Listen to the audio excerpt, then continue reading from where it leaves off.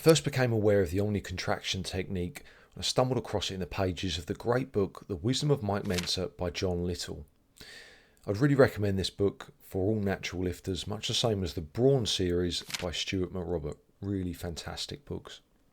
It's outlined in Chapter 5, Advanced Heavy Duty Training Techniques, where Mentzer essentially creates a ladder of intensity using 4 methods.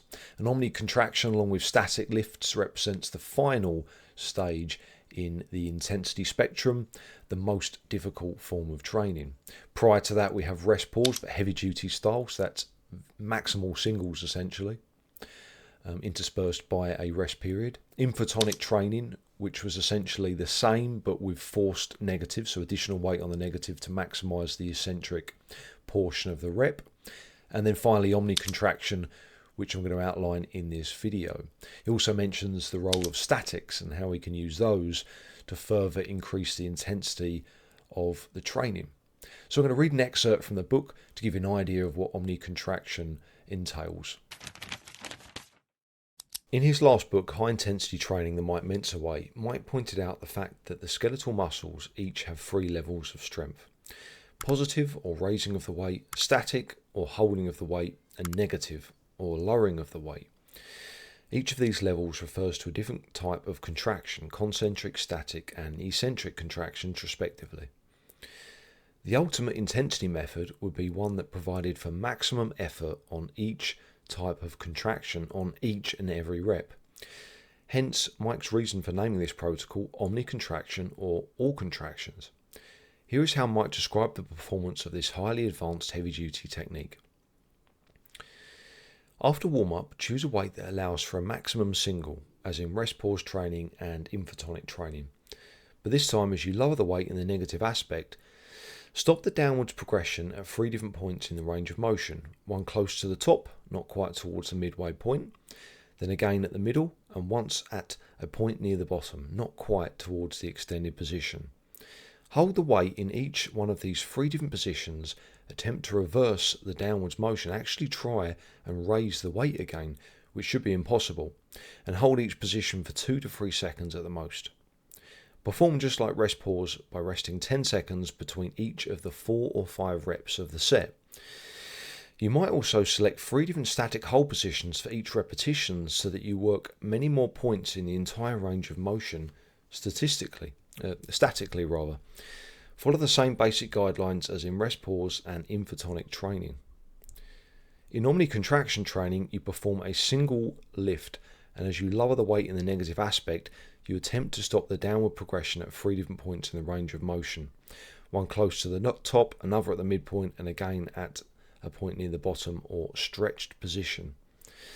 It is important to have a training partner to ensure safety at all times. Again, as with rest pause, you might also be innovative here and combine all 3 advanced methods: rest pause, infotonic, and Omni contraction training. Maybe do 1 set of each during each workout. Rest assured that as long as you keep to the basic tenets of heavy duty training, you can confidently form your own routine. Results. So according to Mike, when he and his brother Ray employed these advanced heavy duty training techniques, their muscle mass gains skyrocketed. My brother Ray and I utilised rest pause, infotonic, and Omni contraction last summer and fall before his Mr. America victory and my 2nd place finish at the Olympia. So I assume that's prior to the 1980 Olympia. Since we both surprised everyone with our dramatic improvement, I'd say these new heavy duty methods might be worth a try. Remember, however, that as you climb higher and higher up the ladder of intensity, the duration must decrease. Limit the reps to no more than 4, since these methods are unbelievably brutal. So I'm going to show you 3 sets now. Each are slightly different, so pay attention to that. I'm going to label them because these are how you could kind of try out elements of Omni contraction on your own. Now, to perform this properly, you need a training partner, because essentially Omni contraction training is the amalgamation of all 3 methods of contraction, or modes of movement, if you will: concentric, eccentric, and isometric, i.e. the static. And you might be thinking, well, it doesn't sound too dissimilar from regular training. That's how reps should be performed, right? And you're not wrong. A lot of the sets that I'm doing at the moment, my pressing and my chinning, look like that. A positive that's well performed and explosive, a slightly slower negative, followed by maybe a pause at the bottom or the top of the rep. The difference is that this style of training needs each of those three components to be maximal, and that's wherein the problem lies, because you need a training partner to be able to create that. And this is a machine that you can vary the load on within the rep. It's not easy to set up. So obviously we know that if you train conventionally, the concentric will bottleneck your ability to train the eccentric or the static maximally. You're never going to be able to get to that kind of maximal intensity on those two contraction types, because the concentric is just so much weaker. So as Mentzer recommends, you have to use a training partner to apply more force on the negative. Or what you could do, you could set the weight at the negative, the maximal negative, and then get your training partner to spot or apply a little bit of assistance on the concentric. That would work. Much the same. Both are impractical to set up and not very precise. You're at the mercy of your training partner. You can see just how hard these kind of negatives get on the second set, where I am almost at maximal load. Just maybe 10-20 grams of pressure could be catastrophic for that set. How do you know that you're progressively overloading with this style of training when you're reliant on someone to apply force to that rep? You can't just go and ask someone in the gym to do this. They're not going to understand what they need to do. And even when you're training with someone regularly, it's just not precise enough. So I do think that there's merit to this type of training. I'll be very happy to use machines that were set up in this way. But I think when you're training on your own, as you can see here from the 3 sets that I've done, it has to be either or.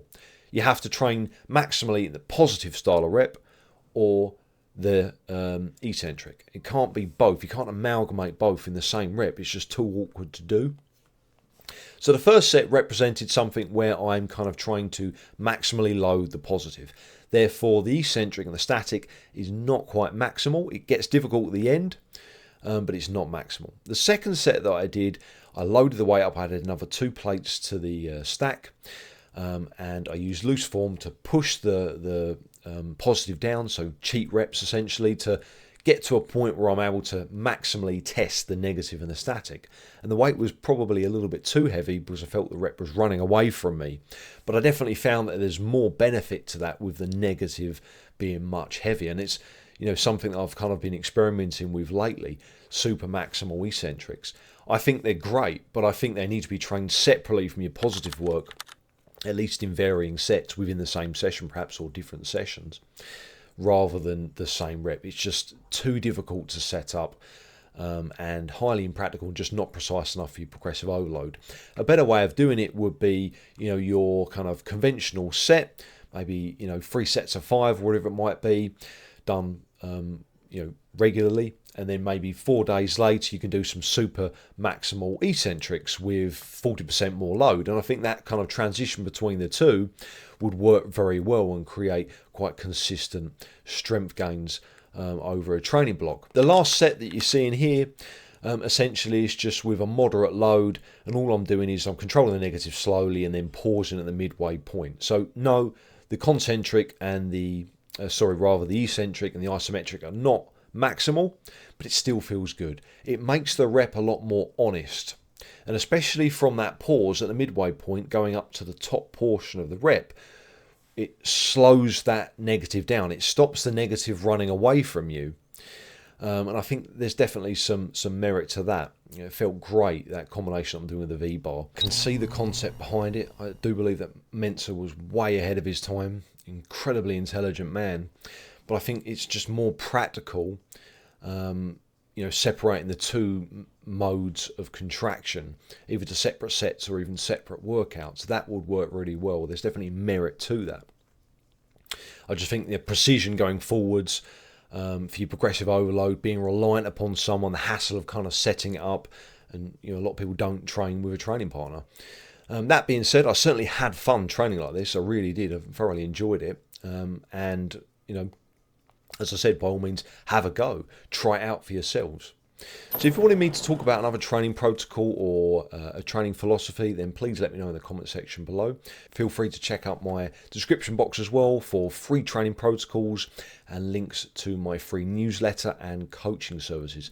Very affordable coaching for natural lifters. So if you wanted to upgrade your body this year, then just click the link in the description box and fill out the form. Thanks for watching, guys. I'll see you on the next one. Stay strong.